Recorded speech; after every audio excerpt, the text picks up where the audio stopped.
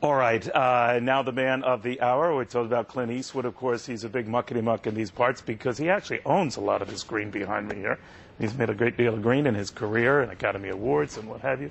Clint Eastwood, good to have you very, very much. Thanks very much for coming. My pleasure, Neil. I know you try not to make politics a big thing, but big day in politics. John McCain's race is won. It looks like he's the Republican nominee. What do you think of that? That's the way it's supposed to go.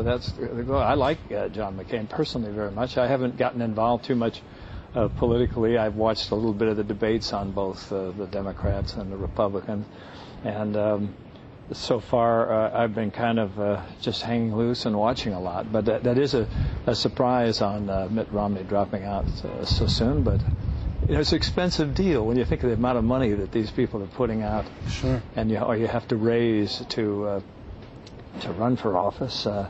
It's an expensive deal, and it's an expensive deal emotionally on the family and everything else to take that ride.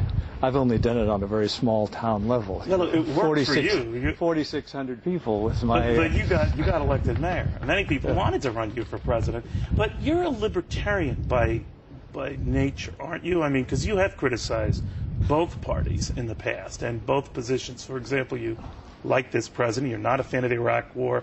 You were critical of Bill Clinton on trying to get tough on cigarette companies. But so, in other words, you've been consistently sort of a thorn in the side of both parties. Well, it's. I started out in my first voting was for Dwight Eisenhower in 1952, and so I became a Republican then, and I always liked their kind of philosophy of less government and watching this spending and not spending more. Well, they veered from that. But they veered so far from it now that it's very hard not to be critical, and of course both parties. And both houses seem to be spending like drunken sailors at times. No offense to the Navy, of course, but and you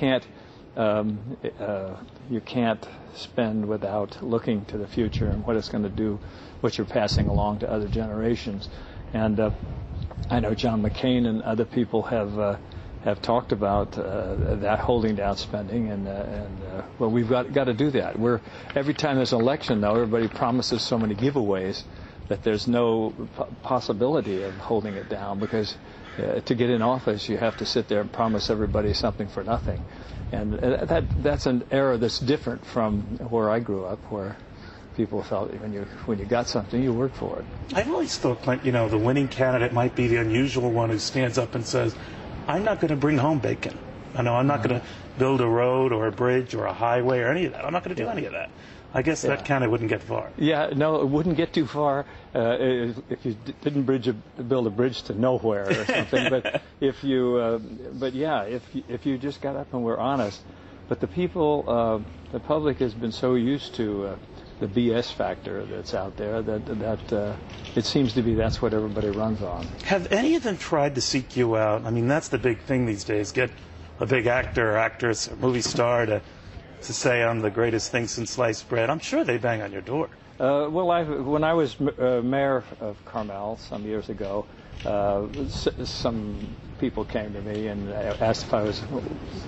They thought I was sort of positioning myself to go for a Senate race or governor or something like that, but that isn't my idea. Did you ever entertain it now, knowing what Arnold Schwarzenegger was able to pull? No, and now seeing how much work he has, I'd less entertain it. All right, so do you have a horse in the race right now? Not. I'm just kind of watching. I'm just watching the horses and see which one. But I've liked John McCain, who's come out here and done some. Gave a wonderful speech up at Tehama Club on the mine. My wife's interested in clearing mines out of Cambodia. Right. And that area. So and so is his wife, and so he gave a wonderful speech on that. Saying we like him very much. Did he ever ask you then? No, Clint, no, I could really did. use your support. No, he wasn't. In fact, I asked him then, "Are you thinking about running?" And he just smiled, and that was the end of that. But now, of course, it's a different proposition. I was thinking and knowing a little bit about your libertarian roots, Clint, where they're kind of like Ron Paul, who kind of says, you shouldn't tell people what they do in the privacy of their lives. The government shouldn't be entangling itself in foreign affairs, much as you've argued about Iraq. He would seem to be of your liking. Yeah, I think I've always advocated if everybody just leave everybody alone instead of trying to manipulate everyone else's life. I know that's easier said than done, and the temptation politically is to get in and involve yourself with every last minutia that people are involved with. But it's not it's not going to be that way for the time being until things take it. The pendulum's going to have to go all the way over to one side before that. Ron Paul he's talking about fiscal responsibility. That certainly is something I like.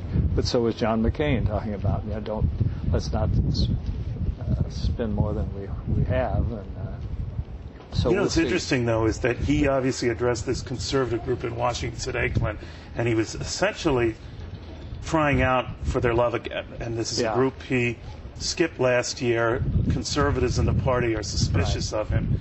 But now they seem to be resigning themselves, not everyone, but a lot of them, to the fact that he's the guy. Now, Ann Coulter has been among those saying that if he is the guy, she would sooner vote for Hillary Clinton. I don't know if that helps or hurts Hillary Clinton, but you see what I'm saying? But that there's Ann such sort feelings. of makes her living on being contrary. I don't know.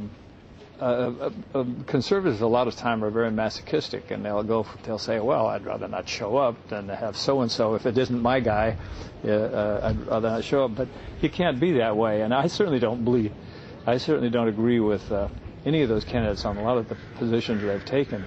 But you can't be a one-issue person. And I know all the talk shows are out there, the radio talk shows anyway, are talking about they're after McCain for not being conservative enough, but at some point you have to say, okay, there's enough philosophy that's close. It's certainly closer than someone else on the other side.